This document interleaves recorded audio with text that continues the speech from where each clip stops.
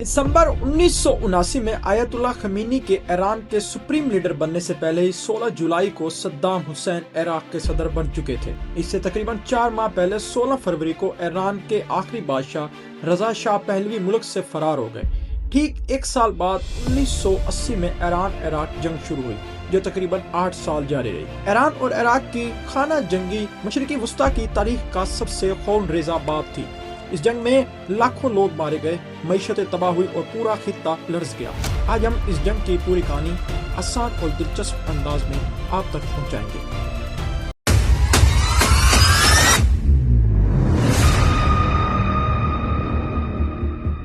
Saddam Hussain Iraq पर हुक्मरानी कर रहे थे, लेकिन वो खामोशी से दबाव में थे, क्योंकि इराक की आबादी की साख्त ऐसी थी कि इराक की अक्सरियत शिया मुसलमान थी। 60% लोग शिया और 20% लोग सुन्नी थे। सद्दाम की पार्टी सुन्नी वाली पार्टी थी, इसलिए वो हमेशा दबाव और खौफ में रहती थी कि अगर इस मामले को एहतियात से ना संभाला गया तो कभी न कभी एक शिया लीडर उभर कर सद्दाम को इक़्तिदार से हटा देगा। तो इस आबादी के अदम तवाज़ुन को काबू पाने के लिए सद्दाम ने कई इक़दाम किए, जैसे कि तेल से आने वाले मुनाफों को दोनों के दरमियान तवाज़ुन कायम रखने पर लगाया और भी बहुत से इक़दाम किए। इसी वक्त 1779 में ईरान के तमाम लोग इकट्ठा हुए और इनकलाब आया और अमेरिका के हिमायत याफ्ता शाह पहलवी की हुकूमत ख़त्म हो गई। उसके बाद आयतुल्लाह खमीनी को इक़्तिदार मिला, जो मजहबी रहनुमा था। जब ये सद्दाम को पता चला कि शिया अक्सरियती मुल्क ने एक सेकुलर जालिम हुक्मरान की जगह मजहबी रहनुमा आयतुल्लाह खमीनी को ले आए, तो वो डर गया और ईरान एक इस्लामी जमहूरिया बन गया। ईरान के नए रहनुमा आयतुल्लाह खमीनी चाहते थे कि इनकलाब के नज़रियात पूरी दुनिया में फैलें, ख़ास तौर पर इराक में शिया अक्सरी रियासत वाले इलाकों में। मज़ीद बरहान सरहदी तनाज़ात और जनूब मगरबी एशिया का एक दरिया जो मुल्क इराक में वाक़ है, 200 किलोमीटर तवील दरिया शत्रुल अरब पर मलकियत के झगड़े ने हालात खराब कर दिए। अब दरिया के मलकियत का क्या मामला है, उस पर नजर डालते हैं। ईरान को बहुत से समंदरी रास्ते लगते थे, लेकिन इराक के पास सिर्फ यही समंदरी रास्ता था, दरिया वाला, जिसके जरिए वो इराक तिजारत करता था और ईरान इस पर कंट्रोल चाहता था ताकि वो इराक का गला दबा सके। लेकिन शाह पहलवी की हुकूमत में इस मुआहदे पर दस्तखत हुए कि जिसमें दरिया को बराबर बराबर बांटने का वादा किया था। लेकिन अब हालात कुछ और थे, क्योंकि शाह पहलवी चले गए थे और ईरान के आयतुल्लाह खमीनी इक़्तिदार में आ गए थे और अमेरिका इराक के साथ था, क्योंकि वो आयतुल्लाह खमीनी को पसंद नहीं करता था अमेरिका। तो सद्दाम को लगा कि अब ईरान पर हमला करने का बेहतरीन मौका है और साथ ही ईरान एक बगावत से गुजरा है और हुकूमत कमजोर और नई थी और अमेरिका हिमायत करेगा, सद्दाम को यकीन था। यूं 22 सितंबर 1980 को सद्दाम ने अचानक ईरान पर हमला कर दिया।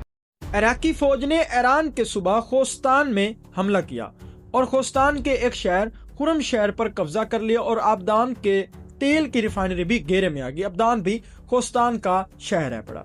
ईरान ने इब्तदाई तौर पर दिफाई मुजामत की और सितंबर तक इराकी फौज को मजीद आगे बढ़ने से रोक दिया। ये मार्च शुरू में इराक के हक में नजर आया, मगर ईरान ने जल्दी जवाबी कार्रवाई शुरू कर दी। मई 1982 में ईरान ने जंग का रुख बदल दिया। ईरानी फौज ने खुरम शहर को वापस ले लिया और इराकी फौज को सरहद की तरफ पसपा होने पड़ा। इसके बाद दोनों मालिक के दरमियान माज़े जमूद में आ गया। ईरान ने इराक के कस्बा बसरा में कुछ हमले किए, लेकिन बड़ी पेशकदमी नहीं कर सका। ये जंग अब तवील और खूनी जंग में बदल गई, जिसमें दोनों तरफ से हजारों लोग हलाक और जख्मी हुए। 1984 से 1987 तक ईरान और इराक ने एक दूसरे के तेल के जहाजों पर हमले शुरू कर दिए, जिसे टैंकर वार कहा गया। इस दौरान अमेरिका और मगरबी ममालिक ने समुद्री रास्तों में फौजी तैनात किए। इसी दौरान इराक ने केमियाई हथियार भी इस्तेमाल किए, जिसमें सबसे ज्यादा खौफनाक हमला 1988 में कुर्दिस्तान के शहर हल्बजा में हुआ, जहां हजारों बेगुनाह मारे गए। इस जंग में तकरीबन 5 लाख फौजी और आम शहरी मारे गए, लाखों लोग जख्मी और बेकार हुए। इराक ने जंग का खर्च उठाने के लिए अरबों डॉलर कर्ज लिया। मईशतें तबाह हो गई, तेल की पैदावार मुतासर हुई और आवाम की जिंदगी अजेरन हो गई।